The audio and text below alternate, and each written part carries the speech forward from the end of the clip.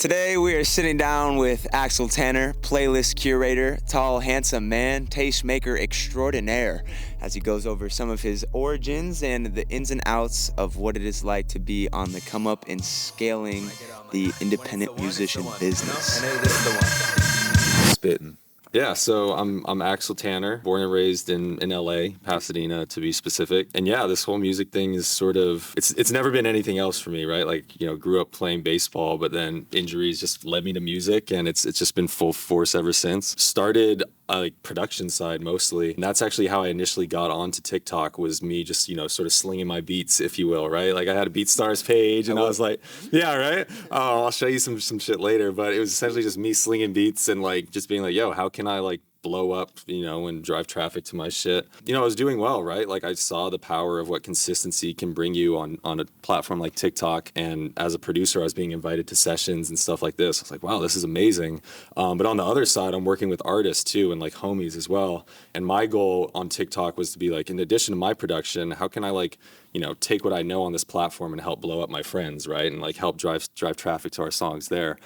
So that's sort of what put me in this mentality of taking away from the production side of things and going full force into, I kind of like fell into this music suggestion thing just because at the end of the day, I was just trying to blow up my homies' music. And I think it was just a natural next step, just, being involved in music, to be like, yo, let me create playlists and suggest music, suggest songs, do album reviews, shit like that. My whole mindset during that whole shift was still, how can I like be of service to artists out there? And it was never like a me thing. It was always, how can I blow up my friends' music, or how can I provide enough value at the end of the day to where, we can actually make an impact on artists and drive traffic and shit like that. So it basically went to there, and now that's where I find myself, essentially just suggesting songs. And I feel blessed to be able to call that, a full-time job at the end of the day, where Professional tastemaker. Yeah, right. Awesome. Like it's That's crazy. So crazy. And now it's to a point where we can talk about this a little later, but it's I've been doing this for a couple years now, and it's how can I scale this thing, and how can I like partner with artists directly and make it something where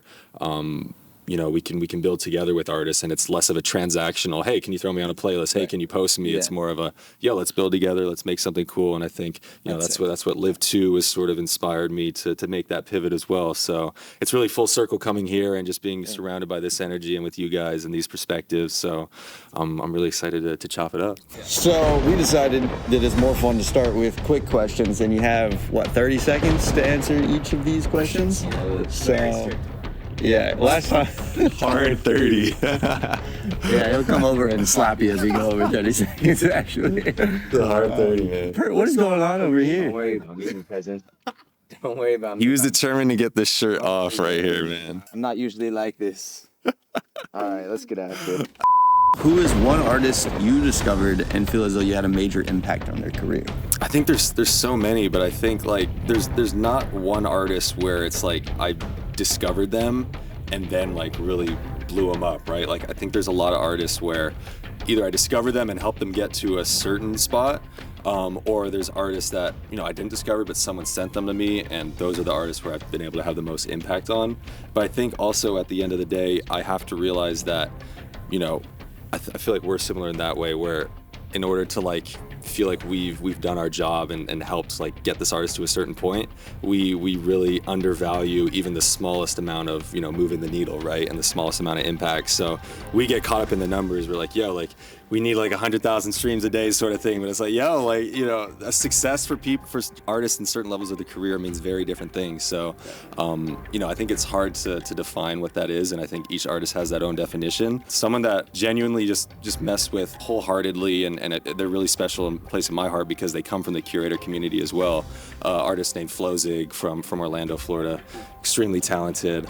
I love talking about him, but it was just such a natural thing. We found each other on TikTok. He knew me when I was slinging beats on TikTok, and I knew him when he was a curator. And then we both made our respective switches, right? Like he did the switch to an artist content, I did my switch to a curator content, and we've been able to help each other out like that, and it's been great. Friday shit. Exactly, right? Nuts. So a little over 30 seconds on that one. So I'll tighten the shit, man. Take your time, dude.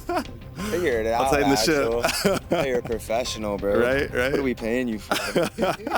All right, Pert, your turn. What do you think was the first notion that you got that the switch was working? Because you said you had some traction, like going from beats, and then you said you got even more traction, like with the curation stuff. Yeah. But was there like one thing, or was it just like switching over? I guess that was. No, I think, I mean, it was very obvious, right? Like with the numbers, the following skyrocketed, the views went crazy, right? Like it's all those fucking dopamine hits. You're like, yo, like, you know, let me keep doing this kind of stuff. But I think in addition to that, you know, it wasn't just my music that were my beats, right? But it was, when I made the switch, I was recommending songs to people, and you often forget like that one-to-one relationship that people have with music. For some reason, you don't realize how big of an impact that has on individual people, where it's like they might have needed that song in that moment, and they were just scrolling TikTok, and for some reason the universe is working in a cool way, right? And now that's like the most impactful song for them, and they found their new favorite artist or their new favorite song. It got them through some shit. It was sort of a no-brainer. It was like, it just felt like the place to be and what I should be doing. So it was great. So you and I both naturally started making playlists with that style of video, I would say, leading people back to it. And I think a lot of artist perception on these playlists is why they have 20,000, 30,000, 100,000 followers on these playlists. If I get put on this, I'm set. I feel like it's the same kind of, same kind of perception with editorial playlisting in a lot of ways. And personally, my experience has been, it doesn't drive that much traffic. What has your experience been with your playlist? I mean, I guess I'll give the sauce right here, but basically, so we started with the playlisting, right? And it was cool. Like I'm sure same with you. We're driving hundreds of thousands of streams to songs. We're like, yo, this is cool. And I think streaming, even just a few years ago, like the narrative was, right? Like these playlists were like what everyone and their grandma was trying to get on, right? So it was cool, like owning that and facilitating things and having that sort of, you know, just value you could provide to people. And it was dope. And I was seeing the analytics and it was driving traffic, right? But I think you and I both realized that the traffic it does drive it's not dense, right? Like it's very passive listening experience. And I think that's what motivated me to make the switch from playlist content to just like more single song focused content, because at the end of the day, even though artists and a lot of people still think playlist is what's going to take them to where they need to be, it's not. It's like actual organic pieces of content that drives real actual people to drive your thing. And I think we were talking about this, but basically the sauce is right here. It's playlists aren't going to change your life. Like a viral video is going to change your life basically, because think about it. If someone finds, you know, your song, right, through my post or your post, they're scrolling on TikTok, and if it actually resonates with them, and they take the time to leave TikTok, open up Spotify, search your name, search the song title, they're going to come across that. They're way more likely to save the song, add it to a playlist, and spin it a bunch of times, as opposed to them discovering it through a playlist, right? So it's less of that passive experience and more of that active, like, they actually took the time to leave an app and they've done several finger strokes to get to you.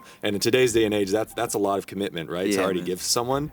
And I think on the back end, I've seen the data where, you know, a viral video like that, 100,000 streams from a video like that is going to do way more for your career, because it's not only going to give you that moment and real people following you and sticking to you, but those real people listening to it multiple times are going to give the Spotify DSP algorithms a lot of good data, and that's going to trigger algorithmic playlisting, and that's really what's going to be the lifeblood of a lot of these smaller independent artists. And that's where, you know, even when all the people that originally saw that video, you know, get tired of the song, Spotify's still going to push it because there's so much good data. They think the song's amazing, right? So they're just going to put it on Discover Weekly, radio playlists, and that's going to give you thousands of streams a day for years to come, right? Like that's really the lifeblood of these artists and these independent songs. So that's like a condensed version of the past 2 years, right? Of what I've learned, and I'm sure, you know, you have similar experiences. But yeah, that's sort of my perspective on things. I often forget about the fact that we have this playlist, whereas like industry people are so impressed by the fact and I'm like, I forgot that it exists. Literally same, man. Matter. Literally like, same. It's kind of like he got on like New Music Friday, which is, I mean, that's the top of the top. You know what I mean? And, I mean, I think he was saying he saw like 30,000 streams from it. Yeah. That's it. It's like which is what to him, you know what I mean? Like I could look at Noah's no, you're good. stats for goes to Chicago right now and see how many of them come from editorial. He's on like 7 or 8 editorial playlists, and it's 4% of the streams out of 5.5 million streams. Like you That's a said, beautiful like, thing. it's really like hitting that like up next in the rotation. I'm getting locked into the algorithm of it. So it's just like I always, and this isn't really like super related, but like the album versus single debate of like putting it out. It's like people have 2 minutes for something they already know they like 30 seconds of. But to like get somebody to listen to the 15th song down, like it just doesn't happen. So like Exactly.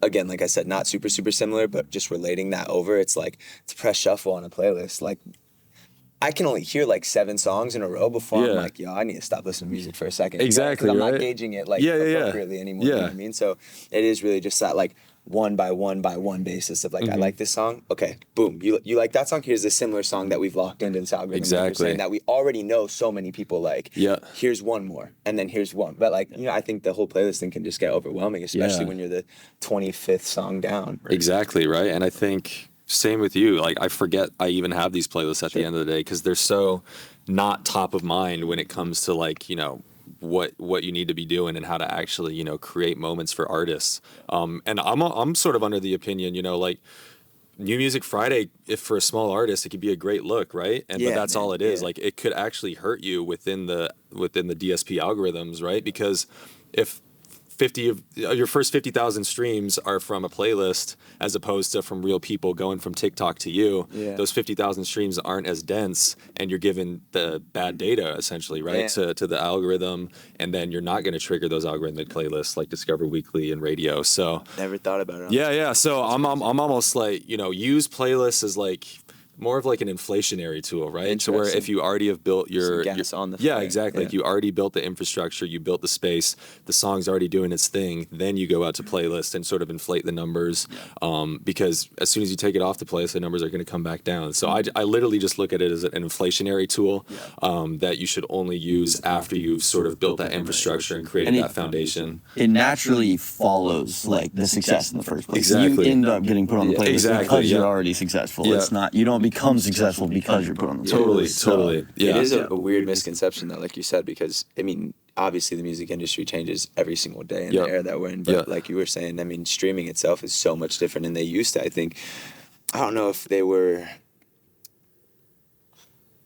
definitely like it mattered more in like the like culture's eye of like the playlist, like you said, like it was just like you said, it was just all about getting on the playlist, and I think that's like lingering still, which is hurting some people in terms of like fighting for that, or thinking that it's, you know, it's okay to pay to be on this like thing, and then you like pay fucking, you know, you're paying $100 for a slot, and it's like, bro, I think some of the worst stuff, I think, in the music industry happens because of lingering clout of times that are no longer relevant. Like same with like label deals and people's culture around that in a lot of different ways. I would just much rather be the dude with like 1 million monthly who's doing, like we said, like real life over the internet, who's doing 2,000 people than somebody who's got 9-10 million. And it's like, you're not even eating off the bread because you signed, and then on top of that, you're performing for like 400 people when you're headlining. It doesn't add up. And I think that can even turn some people off when they show up and see this person who's been built up to be larger than life. And it's like, oh, they have 4 songs. They're not really good at performing yet because how could they be? They never did this before. And now like it ruins it because you're expected to be a superstar. You have 9 million people listening every month. What's up, dude? Like,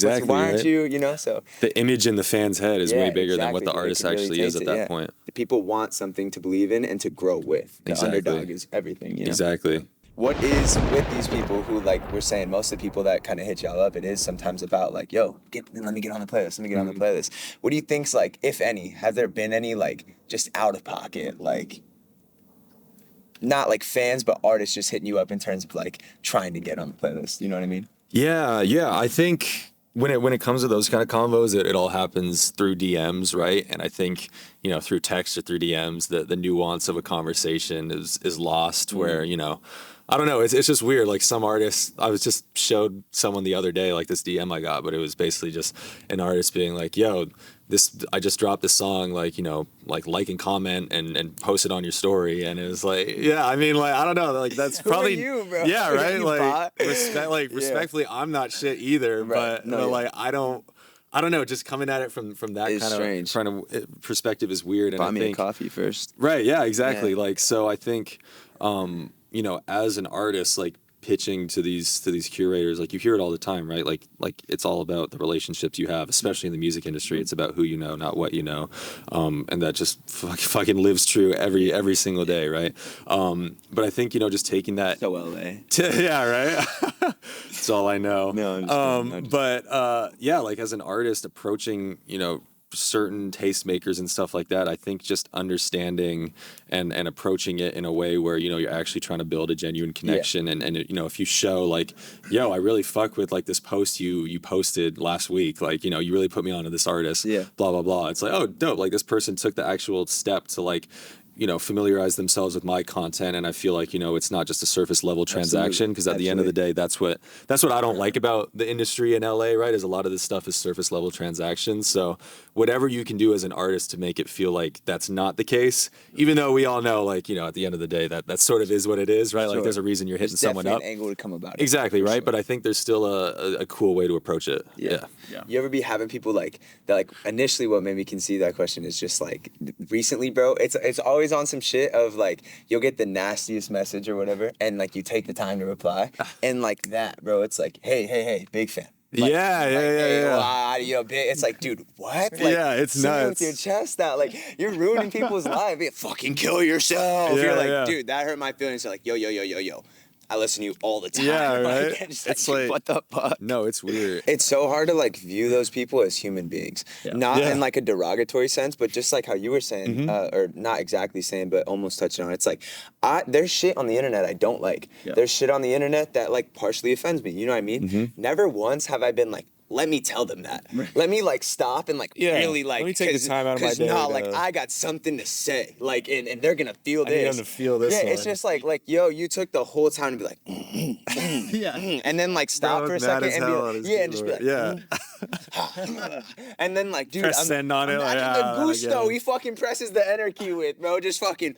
And he's like, he gonna feel that shit, like, and it's just so hard to be like, you're a genuine, you know what I mean? Like, it's like, where did you come from, bro? You're ones and zeros to me. It does, it's crazy, right? So you post your videos across different platforms, right? Like, not I just try my TikTok, best. I try my best. Yes. So have you had any majorly viral videos on other platforms that were not TikTok, and did they drive a significant amount of traffic to the artist, or was it noticeably less effective than TikTok? Got it. And that's a very good question, and I think. To part A to that question, I'm such a hypocrite, like, right? Like I literally posted every single day for 2 years on TikTok, and I've seen, what consistency can get you on a short form vertical content platform. And like, I just can't do it on Reels. I can't do it on Shorts. Like for some reason, it's hard, right? Like I've built the platform on TikTok, and I just want to like put all my focus and attention on there. But I know, like, even with the rumors about TikTok maybe disappearing tomorrow, right? It's like, shit, maybe I should get my ass into gear and, post on these things. So I can't personally speak to like, I don't have a platform really on these other platforms.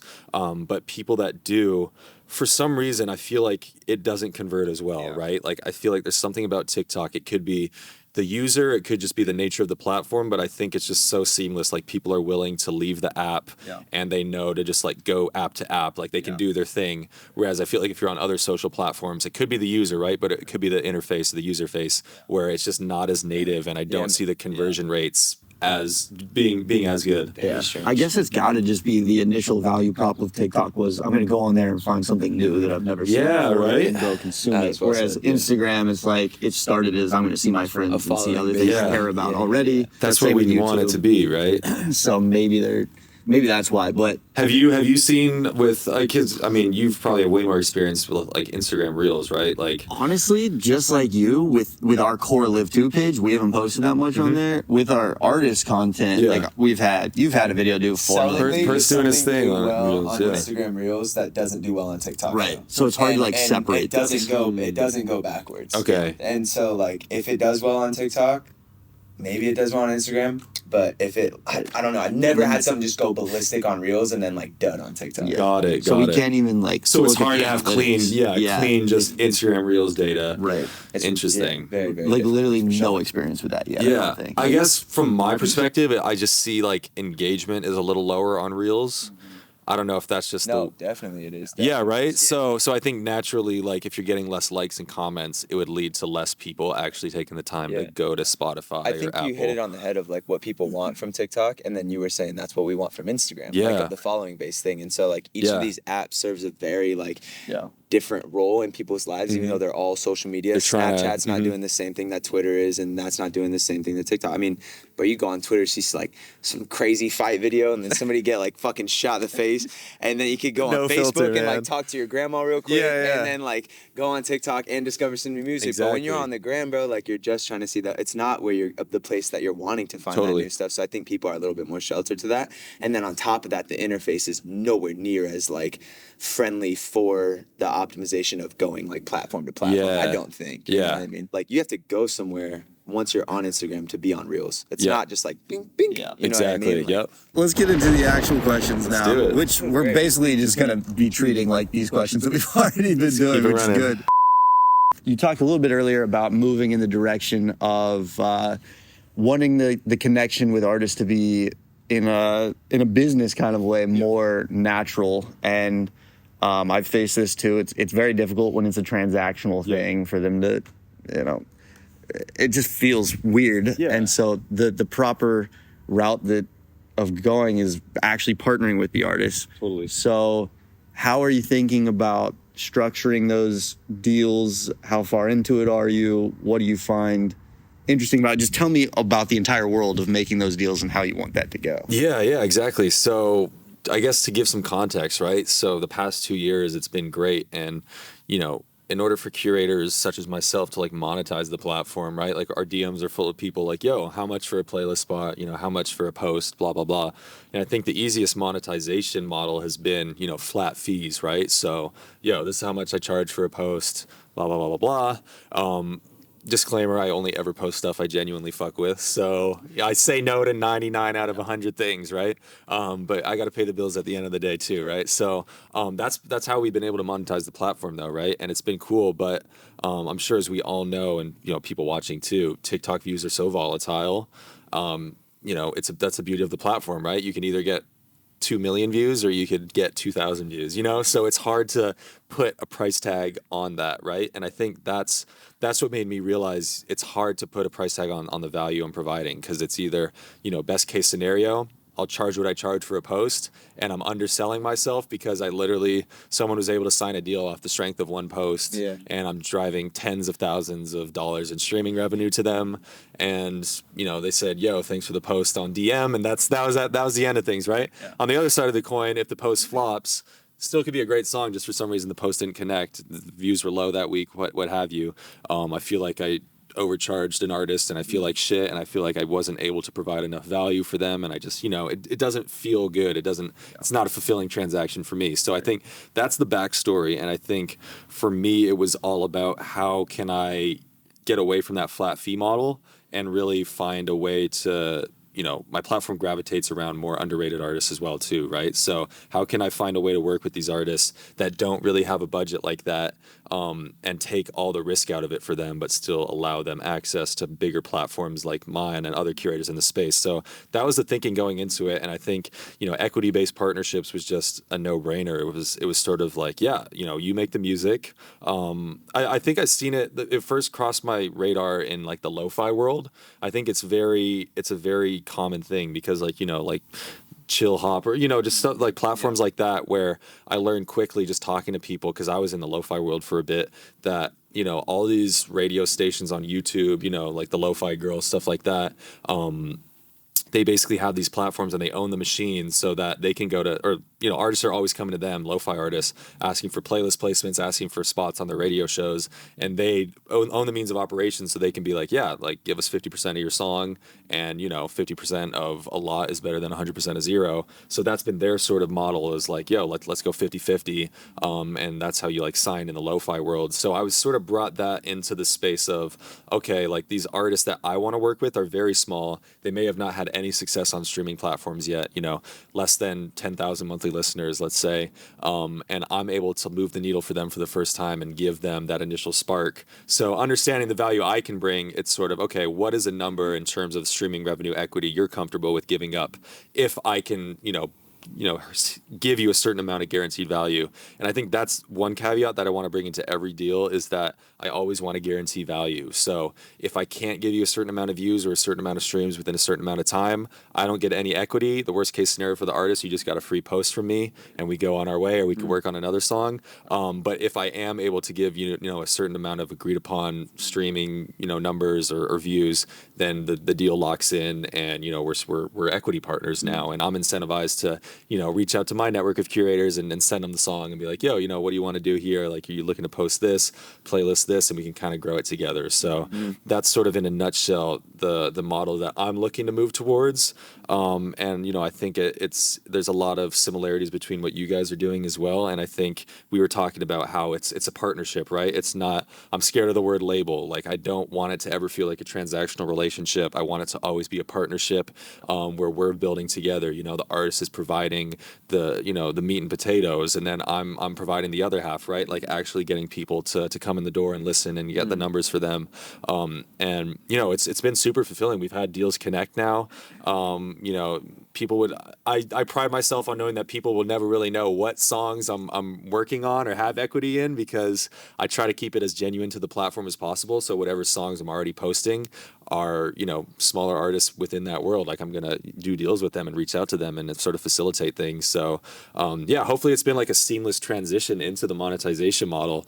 But yeah, I'm super excited. And I think it's a very fluid situation where the more conversations I have with artists or with artist teams, with managers, with label people, everyone has such a unique perspective. And I think I went into it thinking one thing, and I've come out of it like understanding it's always a fluid developing model to work with. And every relationship's going to be different with every artist and every song. Yeah. Do you plan on ever taking it to something, even though like you're saying you're not necessarily like the name of like a label or whatever, could you see it moving into like a JV where you kind of try to structure your things your way and move it like that, or are you kind of just focused on this model for right now, and whatever happens? I view it as two buckets, right? In order to break an artist, you can either go the curator route and have it be from a third party separate source, or you can go to the source itself and just buy into the artist and really, pound the artist content, right? And I think what the next step for me would be is why what you've been doing is so inspiring to me, is sort of creating that infrastructure of, okay, now that I've done the curator side of things and have created that initial spark for the artist, how can we now allow them to create their own world and make it very artist centric, so that the people that we have brought, it goes deep, right? It's not just like a wide net that we're casting it. We can actually sort of build, some sweat equity and build the brand, build the name. Equity. That's and, fire. All that stuff. What do you think are your first steps into that? Are you going to kind of take on that more first person in the artist corner, like pseudo management, or are you going to start managing artists yourself? I know you like to move in the direction of just whatever feels natural. Yeah. It is an interesting. The management route has always been on my mind, but I think, I don't know, it's just so scary attaching yourself to one thing, right?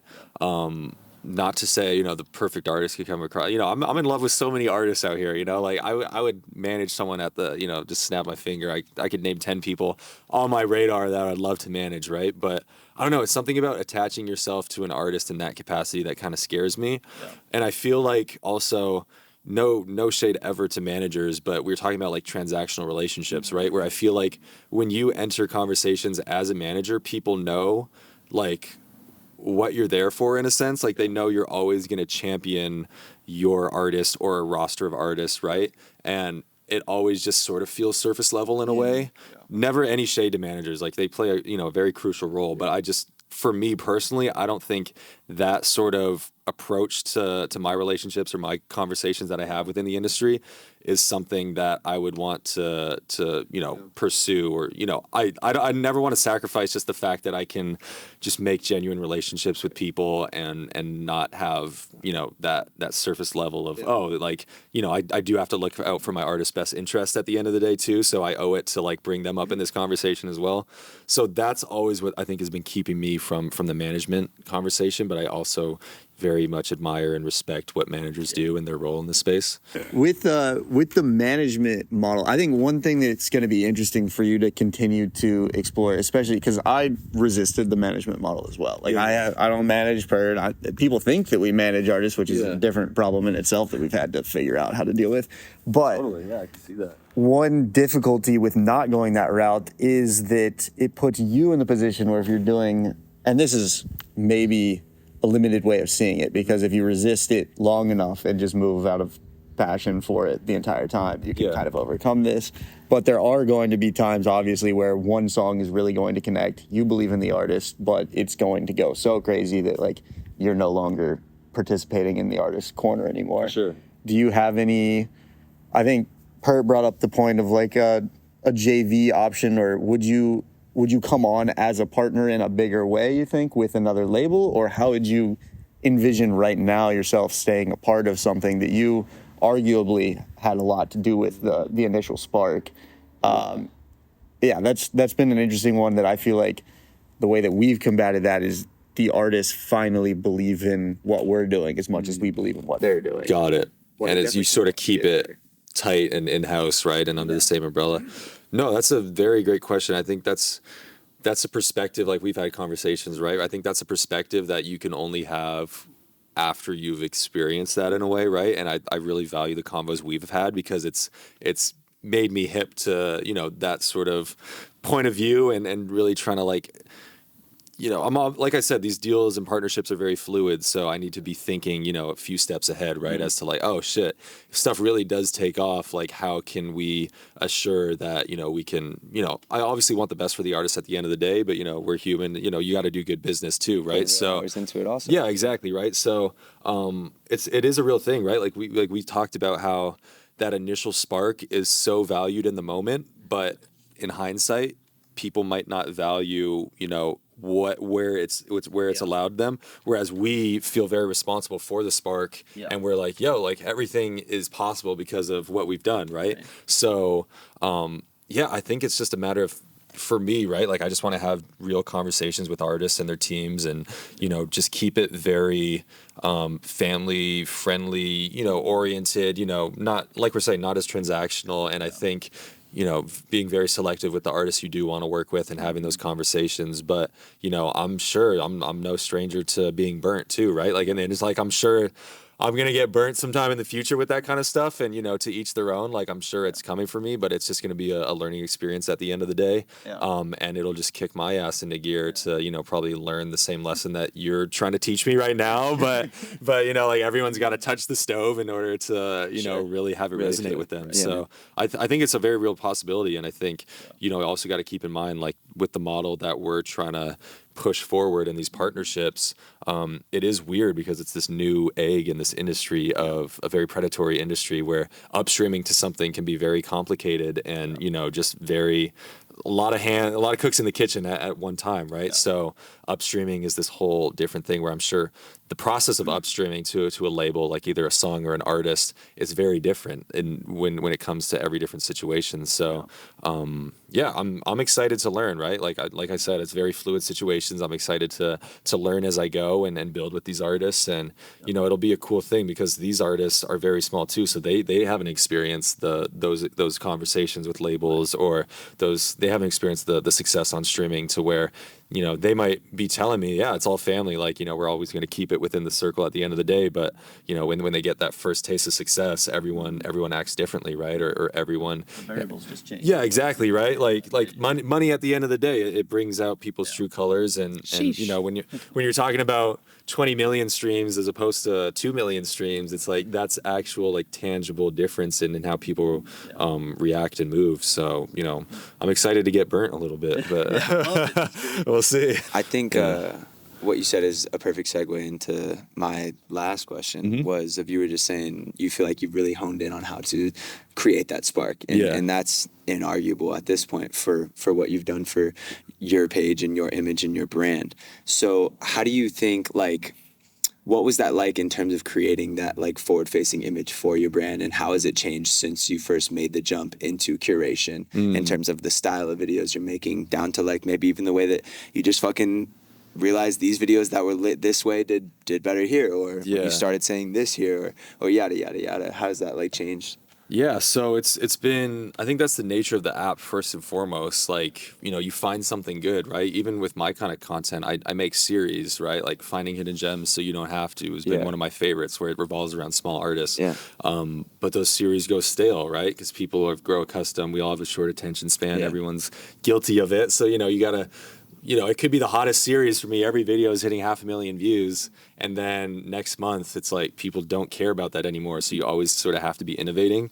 I think that's something that really allows, you know, certain curators to remain at the top of the game. And, you know, if I want to build a whole business and infrastructure around this platform, like I need to do the due diligence to, you know, create those series and always be innovating within my own content to, you know, just keep You have up. to be willing to evolve. Exactly, right? And it sucks, right? Because we're creatures of habit. Like, it would be nice to just clock in, do my same intro, same edits, blah, blah, blah. But, you know, you also, it's exciting to be forced to, you know, move in that way. And, and I'm sure as an artist as well, like you got to always, you know, creatively, but also on the content side, be innovating and, you know, doing that. I think it's just all about fleshing out the world as much as possible, down to like under this rock under here, like, you know what I mean, fleshing that aspect out to where like you're building this entire like image of who this person is, and that comes with the evolution of different styles of videos, yada yada yada, but just leaving no stone untouched in terms of like, cool, we're gonna break down these lyrics on this video, and then on this back end we're gonna do a podcast, and then we're gonna start doing these live performances, now we're gonna do these videos, and then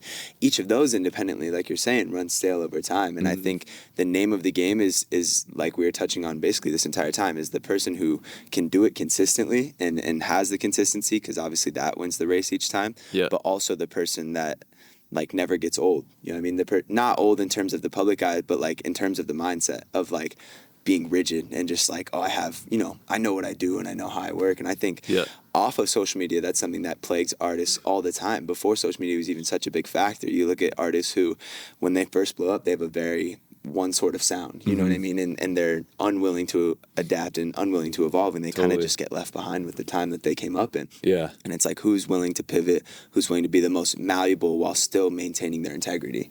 And whoever can do that, I think, wins every time. I totally agree. I have a question for you as an artist, like, because you mentioned that line between, you know, staying true to your craft, but also, you know, being willing to innovate and mold, but also, you know, understanding. I feel like you as an artist have more of an understanding of, you know, people find you at certain times, right? So, you know, Pert might be something different to each fan, right? And understanding each different perspective, like, oh, these people found me in chapter 1, these people found me chapter 2, you know what I mean? So do you ever think about how does that ever influence the music, you know, like your creative direction moving forward? Or do you sort of just trust the process? Like, yo, if these people fucked with me for doing this, it's because, you know, I trusted my creative essence, and I'm just going to keep trusting it and not think too much about the fans I've already created, and just like keep moving forward. And you know,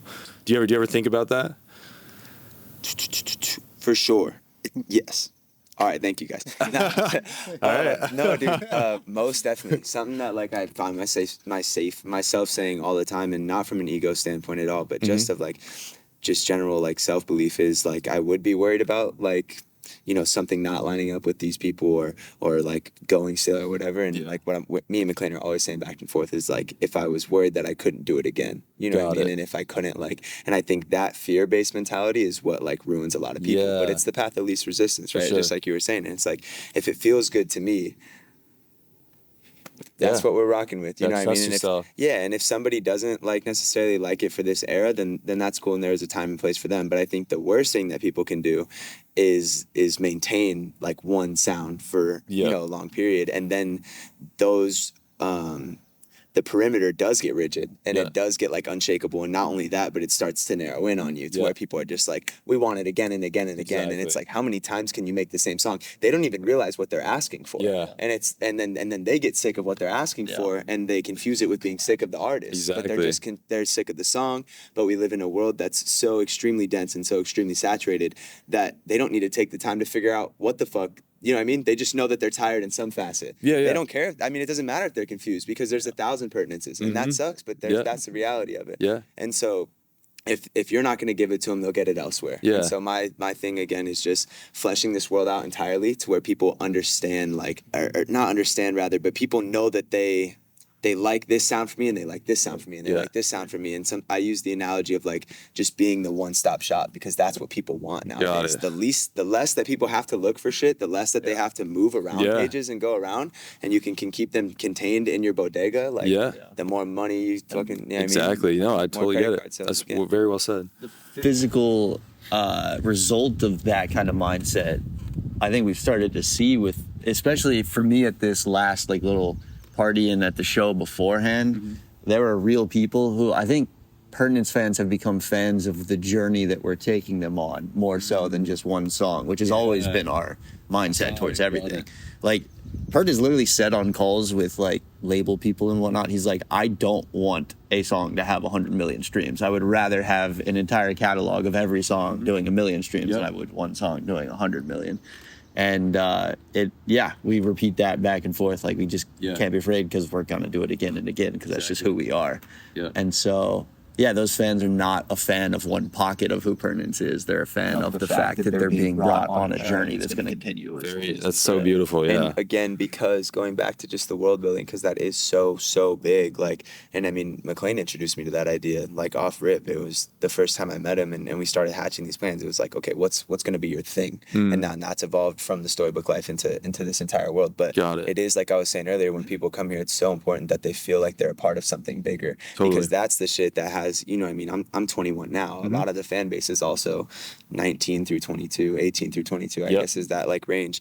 But it's because you pack that foundation in so tight that we'll grow up together. And when they're having a kid, they can still relate to the same shit, because they feel so included in this world, and they know that it's so like just on par for them. I don't know how to explain that. I feel like I'm losing the words a little bit, but it's just, I think it's like an unexplainable just kind of spark of when you find somebody that like, you know, is your guy, and you're just like, damn, like he gets it. This sound like is you know, it scratches my brain. Like it really fills in, and the more that you can convince people, not in like a malicious way, but just that like, yo, like, I got you with that same brain scratch when I'm spitting bars as like I'm doing melodies when I'm doing a love song as when I'm fucking screaming. You know what I mean? Like, and then they just keep coming back for that because they know that it's reliable. That's awesome.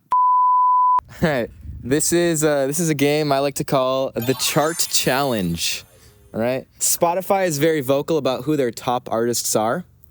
I will give you the names of all top 5 current artists on Spotify, and you will have to arrange them from the most monthly listeners to the 5th most monthly listeners. This is all 3 of you versus me. Okay. You get it right? Yeah. Then you have to do the punishment? Yes. Wow. Yes. For the first time in 14 years. Wow. All right, so you got to put your brains together for this game, okay? All right, let's do it. In no particular order, we have Miley Cyrus, The Weeknd, Taylor Swift, Rihanna, and Ed Sheeran. I'm I think telling you Weeknd right is now, The number Weeknd one. is number 1. Right? Because he just went. He was pop. Like, Going tour crazy. it was a thing because he broke 100 million monthly listeners for the dude, first. we were fucking geeking about that in the backyard the other day. We were geeking about that. One. I feel like I checked the other day, and I almost know that Ed is number 5. Ed is number 5. I think I just checked that the other day. Ed Sheeran is number 5. I was just talking to my grandma when I was back home like 3 days ago. Oh, okay. And I was like, yeah, he's huge. And I was like, how huge? And I went. 5th in the world. I want to tell you that was the number that came out of my mouth. But I would feel like a dickhead if it wasn't, bro. I would feel. We almost have to go with that. Fuck, man.